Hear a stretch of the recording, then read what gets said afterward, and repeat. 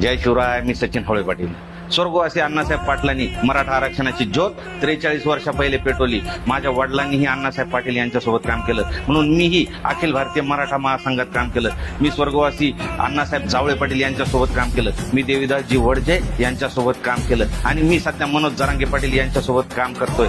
43 वर्षापासून आपण लढतोय आणि आपण अभिमानाने सांगतोय 43 वर्ष झाले आम्ही लढतोय. ही आपल्यासाठी अभिमानाची बाब नाही, तर ही आपल्यासाठी शोकांतिक आहे. आपल्या येणाऱ्या कित्येक पिढ्या या जर लढू द्यायच्या नसतील, यांना आरक्षणासाठी वंचित ठेवायचं नसेल, यांना आरक्षण जर मिळवून द्यायचं असेल तर 27 ऑगस्टला मनोज जरांगे पाटील यांच्यासोबत मुंबईला जायचं आहे आणि मग या इतिहासाचे साक्षीदार व्हायचे आहे. म्हणजे येणाऱ्या आपल्या पिढ्या म्हणतील आमचे बापजाते लढले आणि यांनी आरक्षण मिळवलं. आता आपल्याला लढायचं बी आणि जिंकायचं बी, आरक्षण घेतल्याशिवाय मुंबई सोडायची नाही. मुंबई आपलीच आहे हे दाखवून देण्याची वेळ आलेली आहे. त्यामुळे 6च्या 6 कोटी मराठ्यांनी मुंबईला जागे व्हा आणि पुन्हा आपल्या